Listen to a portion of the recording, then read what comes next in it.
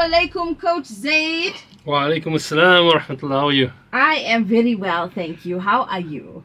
Good. Almost 1 month of 2026 already gone. So anyone who thinks that it's still a new year, wake up. It feels old already. It just feels old already. But yeah, we remain eternally positive. We are the optimists until you walk through the door. What do you mean? Yeah, because you generally, like I said last year, you flip the script. And sometimes, yeah, I told you, I've paid the price very heavily. Our listeners are now turning their radio up. So it is now our platform. It's time to upset some people. It's time to upset some apple carts. It's time to flip some scripts, some perspectives. But yeah, let's get into it. We are talking today about something that our listeners have requested.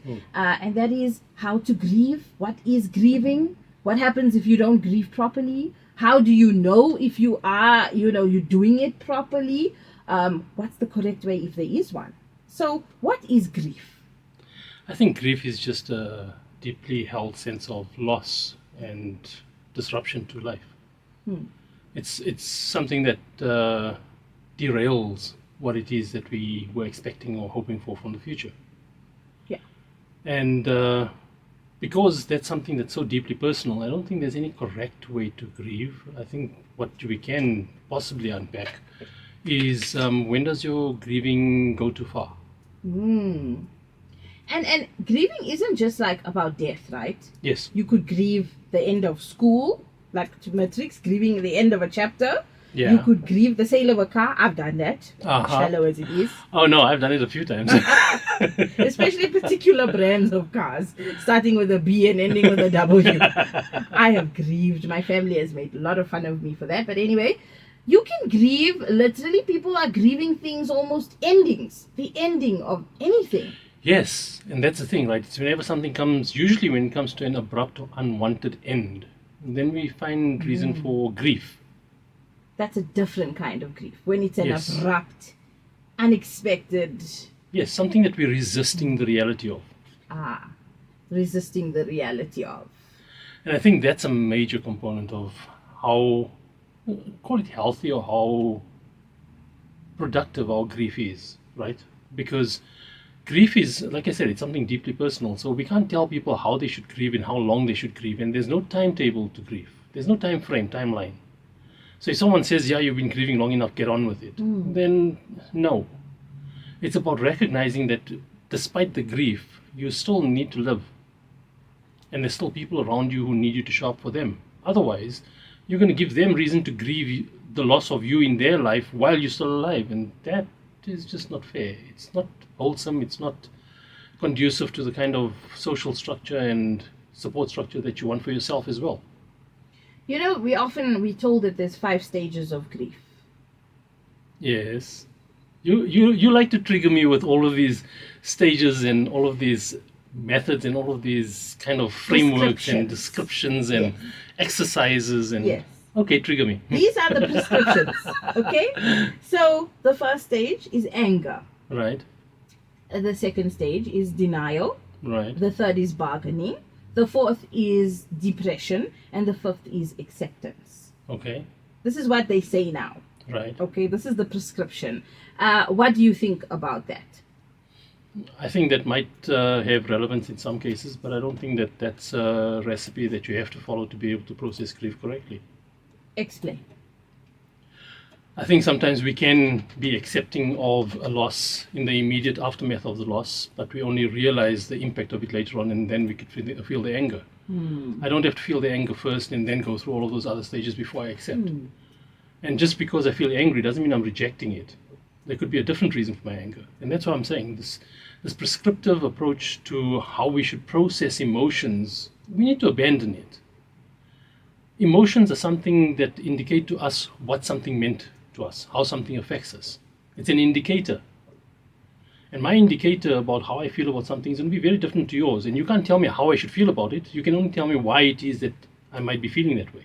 And then I can use that and I can internalize it and explore it and reflect on it and all of those wonderful things so that I can reconcile my reality and my needs and my expectations and my hopes with what it is that I'm dealing with.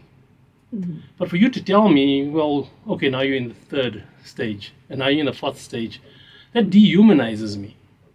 It tells me that, hey, you're just going through a process, so like get over the process so we can move on with life. Very insensitive. Exactly.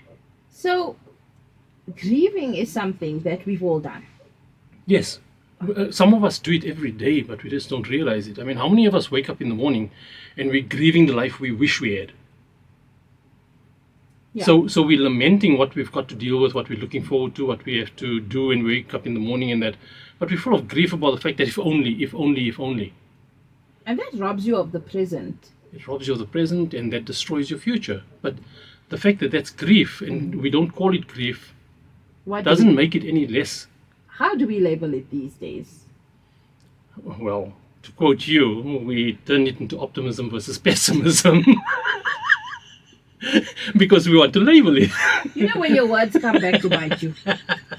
That's what this is. So, okay, despite me grieving, Yeah. right, I am able to go to work.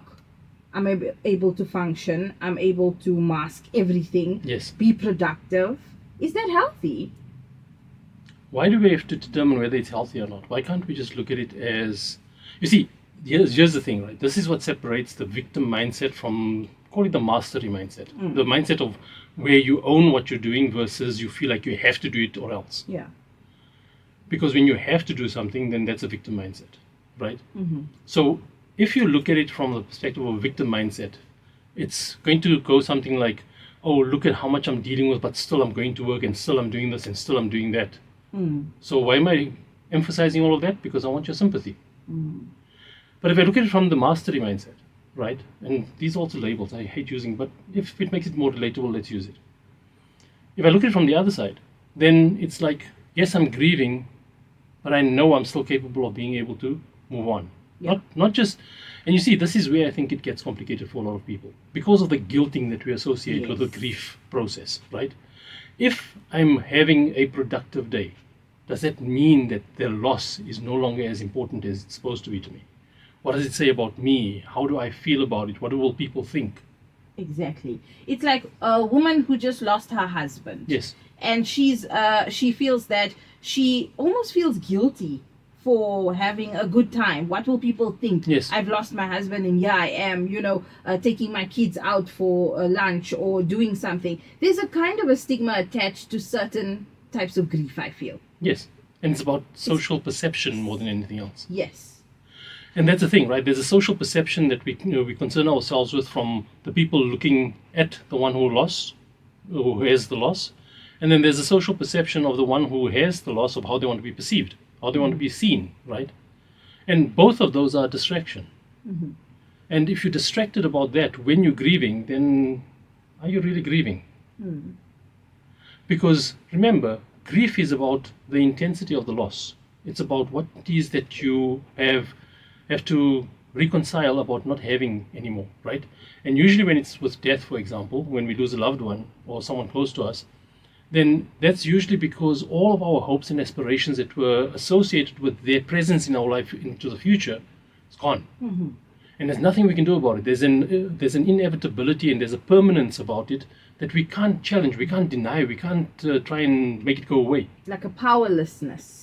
Yes, and accepting that we are powerless in that state is one of the things that makes it so difficult for us to be able to move on, right?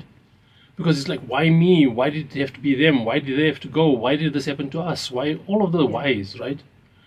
And as always, when you ask those questions, if necessary, try to come up with a meaningful answer to it. Instead of just using it as a source of self-pity and a source of emphasizing your loss and everything else. There's a time for grieving, and there's a time for regret, and a time for remorse, and a time for anger, and a time for acceptance. But just because you accept something today doesn't mean that tomorrow something else happens that reminds you of it and you're not going to be accepting of it again. That's the thing. Grieving is not a once-off thing. No. Right? You can expect that on the daily you would experience it differently. Yes. So it changes from day to day. I mean, let's look at a simple, relatable kind of example scenario, right? Let's assume that someone loses their parent, a father, right? And if they lose their father earlier in life, and they were close to them, right? Now, they lost them at a time when they were still getting started with their own life. And they come to terms with it, and eventually they reconcile it, and they embrace the loss and the reality of it, and they move on. But then they come to a momentous occasion in their life, some defining moment, a milestone. Say they graduated, or they got their first job, or they got married, or they had their first kid. Every single one of those is going to remind them of the absence of someone that was very important to them, that they would have loved to share those moments with. Absolutely. So you're telling me that because they went through the 5 stages of grief at the time of the loss, they're not allowed to feel grief again now? Absolutely not. I think that it would be more palpable in those firsts, those moments, the first birthday, the first death anniversary, the first any milestone in your life. Exactly. You look for that person. And like we said, you have goals that were and aspirations that were attributed to that person's presence.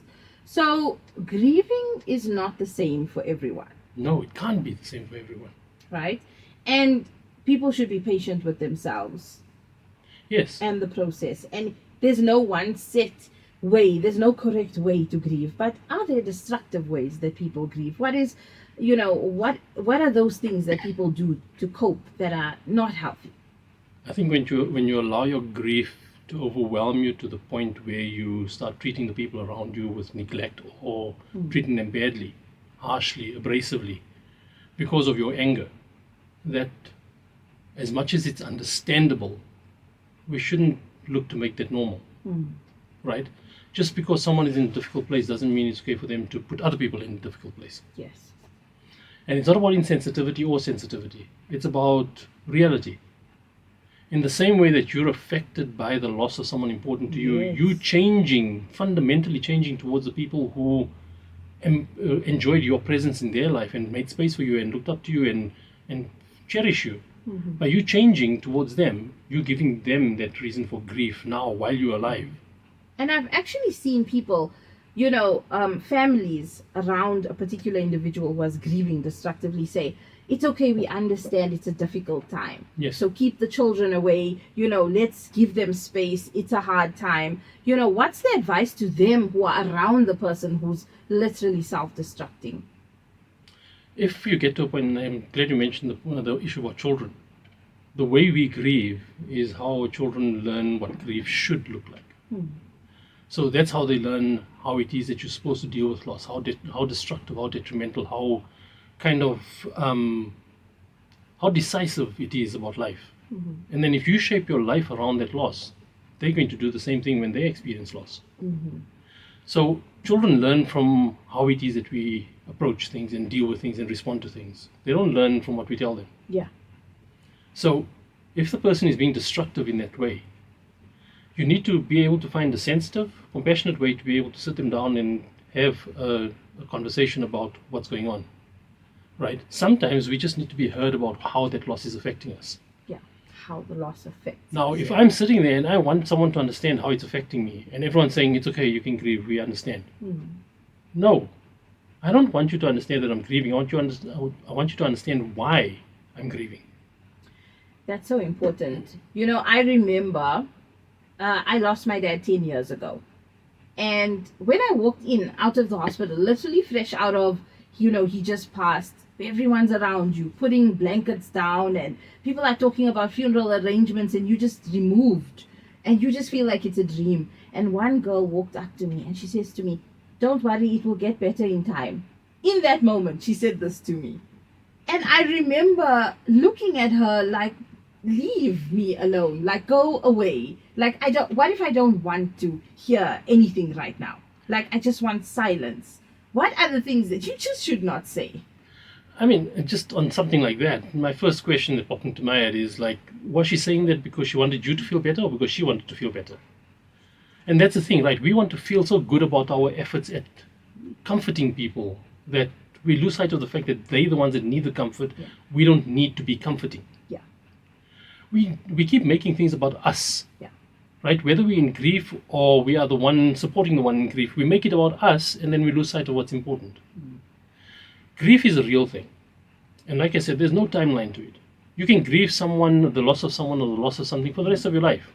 But as long as it doesn't become debilitating and it doesn't become like the center of your world, you can't stop living because of loss.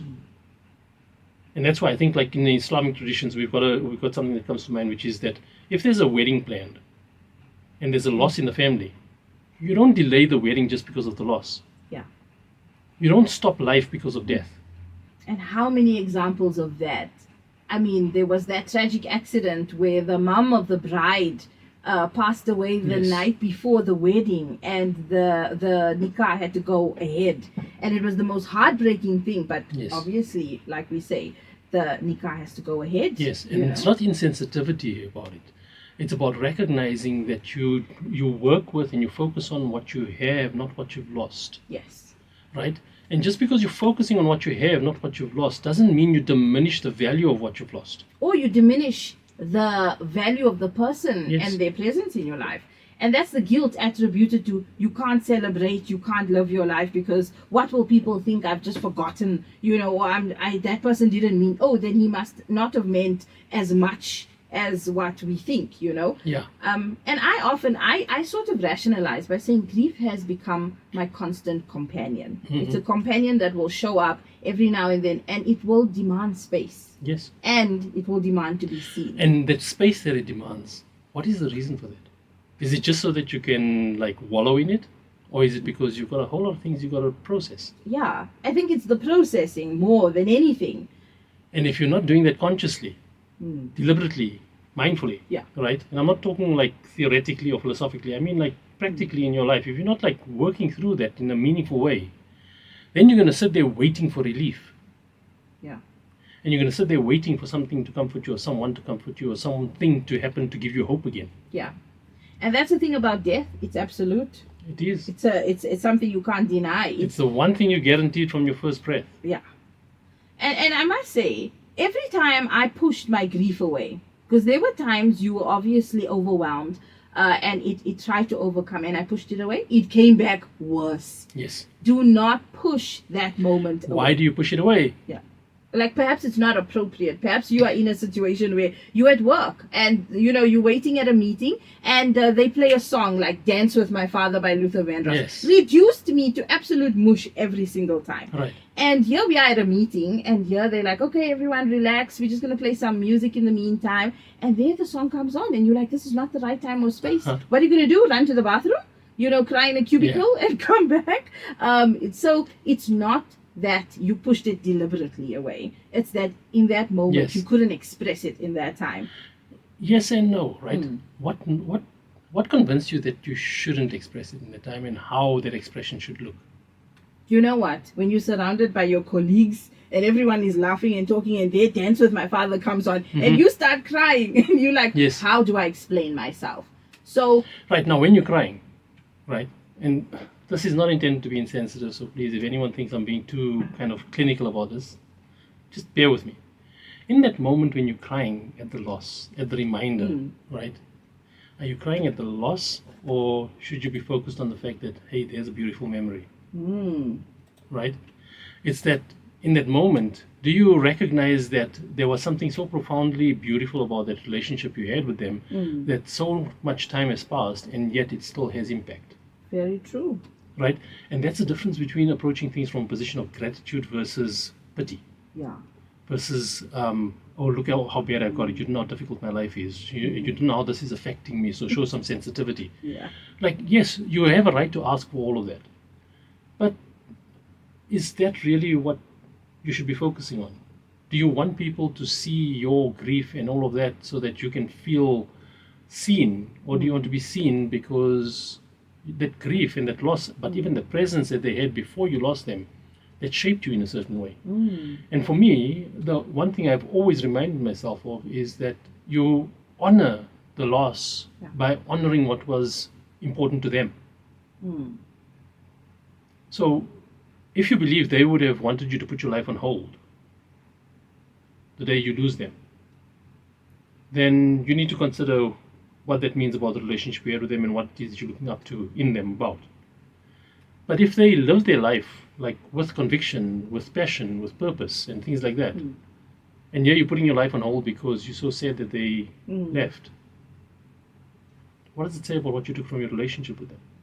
And that comes when you're comforting someone and you say, what would he want for you? Yes. What would he have wanted? Think back to what he would have wanted for you. He always said, be strong, go on with life. This is, I want the best for you, and Yes. you live in that spirit. So how should family members help each other cope with grief? I think it's about being sensitized to the fact that someone is grieving. It's also about recognizing that no two people in the family experiences that relationship with that person that was lost in the same way. In the same way that we keep telling children that no two children experience their parents in the same way. Yeah. As far as parenting is concerned, the same thing with loss. Yeah. And just because one person was closer than the other person to the person who passed on, doesn't mean that everyone must grieve in the same way or for the same period or with the same intensity or with the same kind of visibility. Yeah. Each person has their own journey. Each person took something different from that relationship. Each person had their own hopes and optimisms or regrets also, because like, oh no, we weren't in a good space when we lost them, or we feel regret about the fact that something that we know they were unhappy about, we never got a chance to reconcile it. And those are the sorts of things that affect us more than anything else. Is all the regrets about the things that we didn't do. Yeah. All the regrets about the things that we didn't make up for, or that we wish we could have done, that we delayed unnecessarily, that we always had other priorities for, and things like that. And then we feel bad about how we took them for granted, and now we're beating ourselves up about the fact that they're gone and there's nothing we can do about it. Just look at that, recreating this, just a loop. So grieving, let's move from death to breakups. Because I know there are people who are listening right now, like, I'm grieving someone who's alive. Aha. How do we deal with the grief of a breakup? What would you say? I think sometimes we grieve a breakup for the same reasons that we grieve death, which is all our hopes and aspirations for the future, we have to abandon it. Yeah. Right? We have to give it up. We don't have a choice. Right. The other reason some people grieve a broken relationship or failed relationship is because that's their way of protecting themselves from being available to another breakup. So if I'm going to get over it, that means I have to be available. If I'm going to be available, that means that I stand a chance of someone else hurting me. And I don't want to be hurt again. So I'm going to romanticize in my mind how amazing that was and how it wasn't. If it only wasn't for this person's interference and that person's nonsense and that one's manipulation, then we would have been okay. And I get so many people that keep talking that, like, yeah, no, he or she was such an amazing person, but that person interfered. And I'm saying, okay, hold on.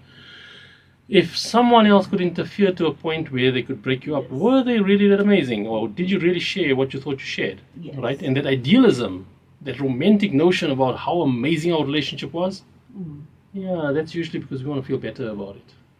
Now you're going to get cancelled. I had a 10-year-old girl who I was talking to, and she's like, I have a resolution for 2026. And I said, what is it? She said, Delulu is the Salulu. And as a 10-year-old sitting in front of me, I thought she was the most wisest thing. I'm going to put that all over my statuses. I'm putting it everywhere. That's my motto for 2026. A lot of people operate by delusion. Right? And when you operate by delusion, what are you actually what are you convinced about yourself that you feel you need to rely on delusion to cope? You really don't think much of yourself to be able to thrive and to rise above and to persevere and to push through and to create something new. This is a very exciting topic that's going to need its own hour. Because the relationship breakup point was not where it actually broke up, right? No. It happened way before. That was the tipping point. Yeah. That was like, you've just been informed. Enough. So, we see people grieve in crazy ways over breakups. Yes. Right? And how much of that is heart on your sleeve kind of grieving? And the heart on your sleeve kind of grieving, that's the one that I think we need to really check ourselves on. Because if your relationship with someone was so sacred, so personal, why do you need the world to know about it? Why don't you grieve it in your own way, privately, personally, in the way that you would have lived it with them. Why don't you grieve it in that way? Why do you need every single person to acknowledge how much you've lost? And technology and social media has made it Ooh. such messy business. You don't even need to phone the person and say, how are you doing? And here's the thing, right? If you have the presence of mind and the composure to be able to sit down, set up your camera, choose the right filter and get the right ambience and all of that, before you start recording your grief, then you're capable of getting over the grief. Oh my gosh. How true is that? What about sifting through quotes and videos? Oh, and yes. gathering research evidence, recruiting everybody to be, you know what, this is how I'm feeling. You need to check in. This is episode 1, season, 13 or whatever of my drama of my life. And you think to yourself, invest that energy into your life. Like, just build yourself. Just, like, get over this. I want to get cancelled about one more thing on this. When you're experiencing that grief, how many times do you turn to ChatGPT these days to talk about your grief? My buddy, my pal, you know how I feel. Oh my gosh. And guess what? That's an echo chamber, right? Mm-hmm. And there's very real instances where ChatGPT convinced someone that, yes, you're right. Yes. Because of the loss, killing yourself is the best thing you can do. I think that there was actually a study done or a news report that came out about how ChatGPT is really bad for your mental health. Completely. Totally. Because it has no idea what your reality is. Absolutely no idea. No matter how familiar it feels and no matter how much it sounds like it really resonates with you and everything else, it's playing you. And it's not playing you because it wants to play you. It's playing you because it doesn't know any better. So it's designed to be almost affirming in the way it responds to you. Yeah. Validating. Yes. Supportive. It's your biggest fan. And what do human beings want? Affirmation. Exactly. Validation. Look at me. Right? And it's like, if you're not telling me what I want to hear, you don't belong in my circle. Exactly. Then you're toxic. You are toxic. Yes. You are toxic. You are cancelled. Yeah, you don't understand me. Yes. So, grieving the breakups, grieving the end of friendships. Grieving failure. Grieving not getting enough the good marks that you wanted to get so that you could get into university. That's a big one right now. Grieving because you didn't get to do the degree that you wanted to do, so you have to change your mind about what you were passionate about in life. Do you think you get to a point where you understand the mechanism of your own grief? I think you do. It requires a lot of introspection about understanding who you are and what drives you, right? And the more you understand yourself, the less you are driven by what you think people will say if things don't work out. Because majority of people give up on their dreams and give up on their aspirations and on pushing harder to try something new because they're afraid of the consequences of what happens if they fail. Hey, you know what? I will never forget, hey? Before my dad passed away, we had booked a girls' trip. And he laughed at me. I'll never forget it. And we were going to see John Legend in concert at Moses Mabhida. And he said to me, you're not going for the concert. And it was so prophetic. I will never forget those words. And I said, but it's John Legend. And I was doing this whole back and forth with him. And little did we know, it fell within the 40 days after he passed away. Right. And we were faced with a very difficult decision. Do you go for a fully paid holiday for 7 days with your friends, or do you stay at home? What did they test? That tested, it tested, I think, his value system in me, like what he would have wanted for me at that time. Right, but what does that test? No clue. It tests your convictions in what you claim to stand for. True. So, typical Indian family. Yes. Are you going for a girls' trip when your father just got married? And my mom goes, yes. They will go. She and her sister will go. They will not attend the concert out of respect. But it doesn't mean that their life has to stop. Right. When they get back, we're doing the 40 days normal prayer thing, get together, right? But there is no need why they should not go. And that's the thing, right? How much of life do you put on hold because of the symbolism of recognizing or demonstrating that you still feel the loss? Yeah. And that's why I'm averse to kind of like doing things by timelines and by tokens, right? Yes. Because it distracts us from the conviction and the sincerity of why we're doing it. Yeah. Because then it becomes token gestures. Mm. And like, look, I observed the waiting period, I observed the grieving period, I observed this, that, and the other. So leave me alone now. I'm going to live my life. Yeah. And okay, I'm not judging you if you do that. I'm Mm. asking you to consider what does it say about you, Mm. right?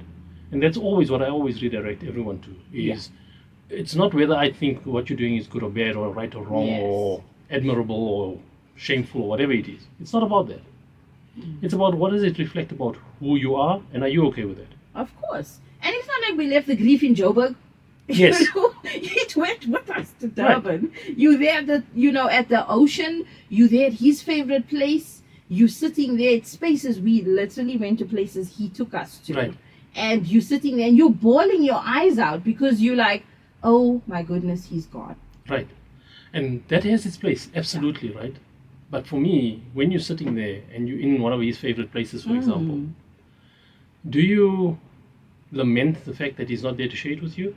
Or do you try to see it through his eyes to understand why it was his favorite place? Of course. Right? Yeah. And then you connect with that. Yes. And then that becomes your tradition that you hand over to your children Yeah. about why this is important, why this is amazing, why this is beautiful, why this is something that you should connect with, Yeah. right? And that's the legacy of the person we lost. Yes. So it was like driving to Manjaras and be like, this is why he loved the dal and rice here. Because that was the grief. And the thing is, society gives you a hard time. Yes. It was not us, it was not our immediate family. It was the aunties going, oh, they left. Can you believe it? Yeah, exactly. You know? How will it look? What will people say? Exactly. The moment someone tells me what will people say, I tend to get very colorful with my language. Yes, yes. And why not? Grieving has changed. The face of grief has changed. The process of grieving, is not what society prescribed before, Yes. like the 5 stages, right? Mhm. Now, people are able to, I think they are able to do it in their own way, in their own time, in their own space. Yes. And that view is slowly dying. It's fading away. And that's a good thing. It is a good thing, but we need to strike a balance, right? Yeah. We need to be sure that we're not being just rebellious in how it is that we don't want to be dictated to. Yes. We have to be purposeful about why we're doing it a different way, why we're doing it our way, why Yeah. it resonates with us in a certain way.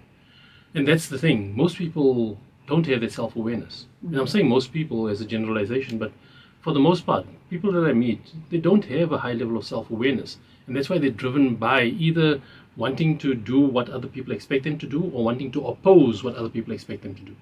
How does a therapist help someone who has just experienced great loss? You give them an opportunity to discuss why or what about the loss is impacting them the most. You give them an opportunity to have a sounding board or a space in which they can unpack it, right? And they don't have to unpack it from an analytical perspective or therapeutic perspective or whatever it is. And that's why I often, one of my biggest kind of debates with my clients is like, this is not therapy. This is understanding. So what would you call it? You're looking for understanding, to understand why it is that you're affected so much by something that you recognize the loss of it, but you don't know why it's weighing down on you so much. Right. And then you need to understand that, right? And the more you understand that, you're not detaching yourself from the loss or from the person. All you're doing is you are processing it so that you can understand how it impacts you. You know, something that came up in my memories on FB recently was a post that I created a few years ago that said something about the fact that gratitude is not you lying in bed and feeling the sting of the tears that run down your face. It's about you smiling at the fact that despite life, you didn't grow so hardened that you don't still feel it. And that's the thing, right? When you're grieving, when you feel grief, when you feel impact, you should marvel at the fact that despite this callous world that we live in, everything's so commercialized and commoditized, that you still have the depth of emotion and empathy and compassion to be able to feel something that doesn't directly serve you. But if you take that grief and you take that loss and you turn it into something that's self-serving, what does it say about you? I don't care don't worry about whether I'm judging you or anyone else is judging you. Don't care about whether you can go online and find your tribe that's going to validate why it's okay for you to be that way.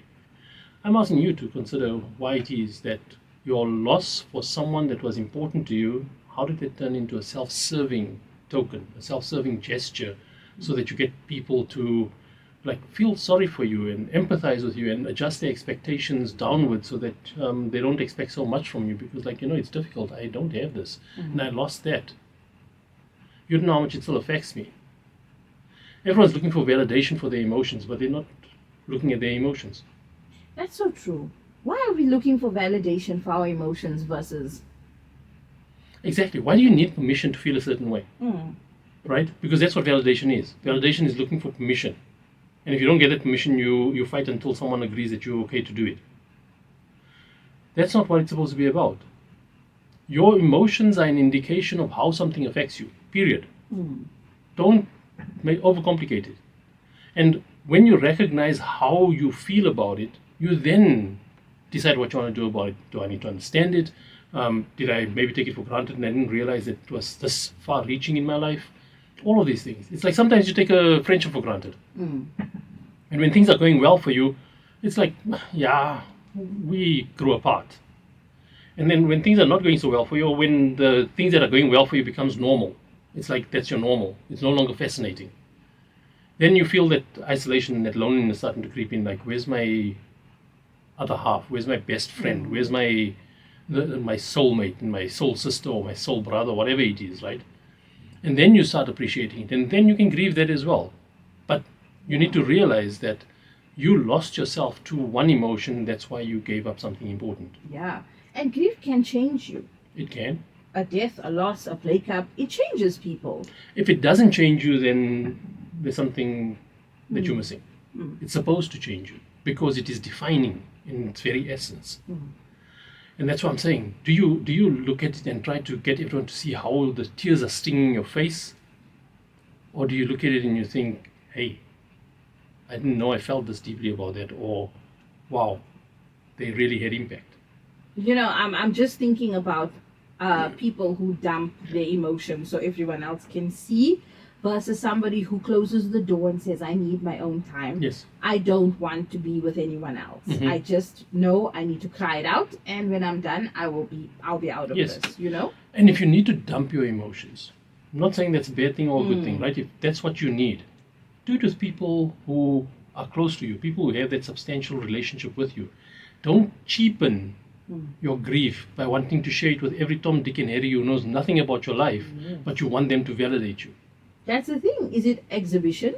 Exactly. And that's when it becomes self-serving, right? And when it becomes self-serving, you're so consumed about how it is that people must understand how it affected you that you don't realize what you're doing to your own self. And you lose yourself in those moments. So yes, it does change you, but how is it changing you? Are you aware of the change it's bringing on? And what about people who grieve and then they turn to drugs and alcohol in that moment? That confirms that you're trying to escape your emotions instead of process and understand it, right? Because drugs and alcohol, all addictive behaviors, whether it's pornography, gambling, retail therapy, whatever, even comfort food, all those addictive type of behaviors are just an escape from what you're not willing to deal with, because you've got so much associated shame and guilt and all of that with it that you just need to shut it down. So what are your tips for grieving? Tips for grieving? Yeah. Keep it real. Keep it real. If someone meant something to you, recognize and embrace how much they meant to you. And if you took them for granted in certain ways, then come to terms with it and understand why it is that at the time you didn't realize you were taking them for granted, or you thought you had more time. This is the biggest thing, right? Everyone thinks they have more time. Yes. And that's why they put things out. And that's one of the key reasons why I don't like token gestures and token dates on the calendar. Birthdays and anniversaries, in it, because you think you've got enough time from now until that moment to celebrate someone. It's like you said, you thought you had time beyond the concert. Yeah.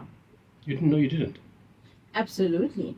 And the thing is that, people still do beautiful things with their grief. Yes. I think about Adele. After her breakup, she became like this huge star because she wrote an entire album.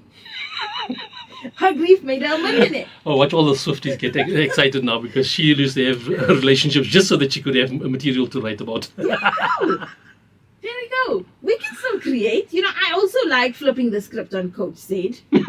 Can you see? I mean, Adele did beautiful things with her grief. Right. And that's the thing, right? How often do we attach shame to someone talking about something? And this brings up a very important point that I almost forgot to raise.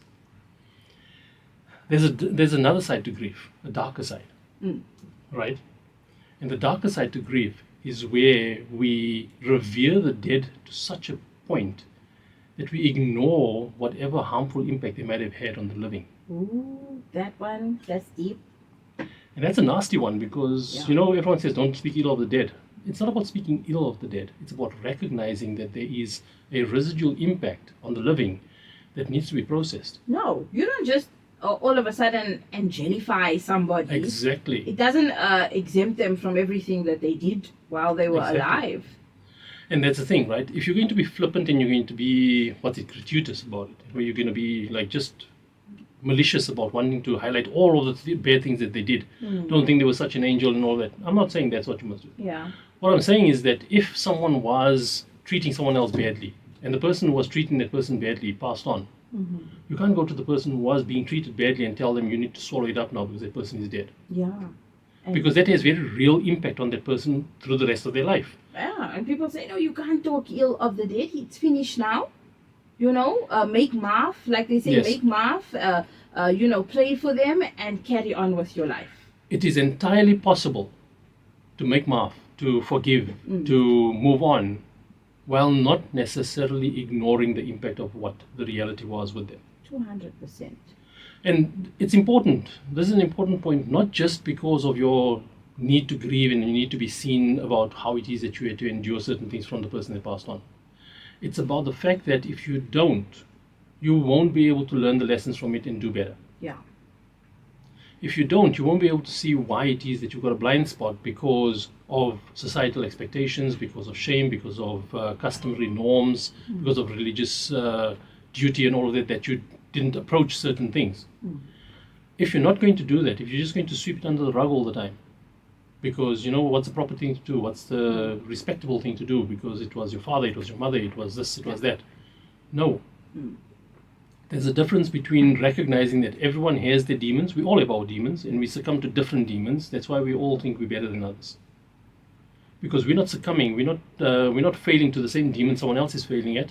We automatically assume that our demons are more powerful and that's why they must understand, but we're not like them. Right? That's the self-serving part.